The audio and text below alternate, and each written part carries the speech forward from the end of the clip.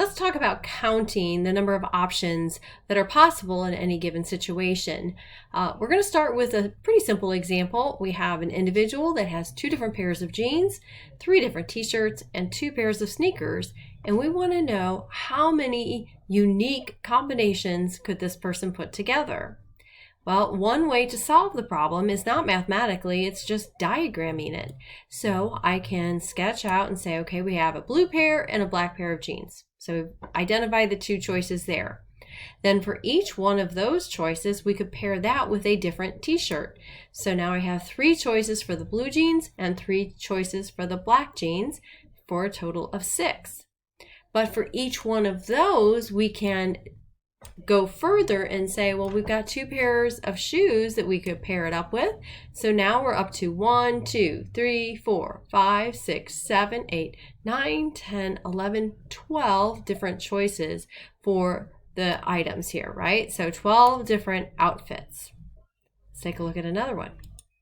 This one involves food. So we have a question, how many possible meals could you get from 3 different types of salad paired with 3 different entrees and 2 different sides? Okay, so I've got my 3 different salads here, and then each of those I'm going to line out with 3 different entrees. So now I'm up to a total of 9 meals. But then for each of those, we could have 2 different sides. Is it corn or broccoli, or maybe those are peas? I'm not sure, I don't remember. But we have several different choices now. If we sat there and counted them up, we'd come up with 18. That's kind of tedious. So there's a faster way. If we took our 3 salads times our 3 entrees, that's 9, times our 2 sides, we would get the 18 different combinations. This is something called the basic counting rule, or some books will call it the fundamental counting principle. It says that if we are asked to choose one item from each of 2 separate categories where there are M items in the first category and N in the second, then the total number of choices is M times N. So you just multiply the number of possibilities of each, and that will give you your final answer. All right, so now we know the fast way to do it. We don't have to draw pictures to get our answers. Let's try a couple more. The model of the car you're thinking of buying is available in 7 different colors and 3 different trims. In how many ways can you order the car? Well, we would take the 7 colors times the 3 trims, and we come up with 20 different cars. You try this one. This one's a little bit more involved. Small SUV comes in 7 colors, with or without a roof rack, with or without automatic transmission, and with or without a 4-wheel drive. So how many different ways can you order the car? Go ahead and hit pause and see if you can come up with the answer. All right, let's see how you did. So I have options for colors, for rack or not, type of transmission, and type of drive. So I have 7 colors, 2 options for the rack, 2 options for the transmission, and 2 options for the type of drive.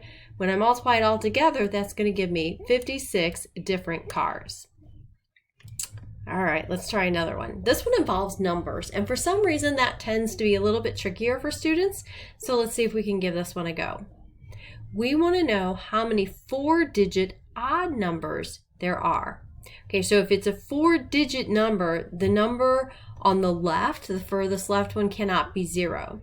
Digits normally that we would use would be 0 through 9. So if you count them up, there's 10 of them. But our first digit there on the left cannot be the 0, because then we're basically looking at a 3-digit number. Now it says we are looking at odd digits, so we want to make sure that that last number is an odd number. That's how we get odd numbers. So we look at the odd digits, 1, 3, 5, 7, and 9. Okay, so a 4-digit means 4 numbers before the decimal point, like 2319. But the first one can't be 0, because 0319 is really just a 3-digit number. All right, so here we go. We have to figure out how many options for our first number, how many for the second place, how many for the third place, and how many for the fourth place. Well, we just said we can use any digit except 0 for the first one, so that's going to be just 9 options, not all 10 of these. For the second and third, we can use 10. We can use any one of those. But for the fourth, because we want to get an odd number, we're going to be limited to 5 digits.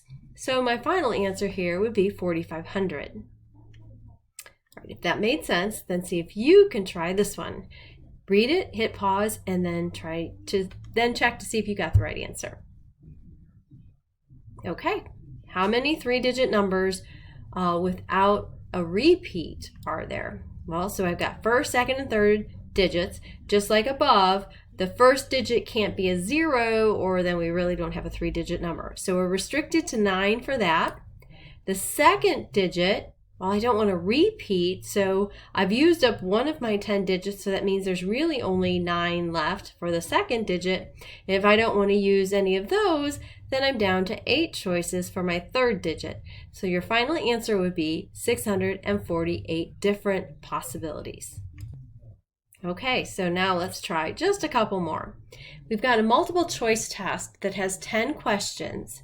Each question has 4 choices, with one, of course, being the correct answer. If every question is answered, in how many different ways can the test be completed? So if you're just randomly going through and answering the question, well, you're going to have 10 different questions with 4 possibilities each. So that's 4 times 4 times 4 all the way down 10 times. The fast way to write that would be 4 to the 10th power, or when you put it in your calculator, over 1,000,000 different possibilities. So lots of ways to do that. All right, here's one last one. A car can be opened by entering 5 digits on a keypad containing the digits 0 through 9. How many different codes are possible if the digit 0 cannot be used for the first digit? Go ahead and hit pause and give it a try. Okay, hopefully you were able to come up with this. 9 options for the first digit, because we can't use 0, but then there are no restrictions on the other 4, so it's times 10, times 10, times 10, times 10, or 90,000 different combinations for that garage code. Let me know if you have any questions.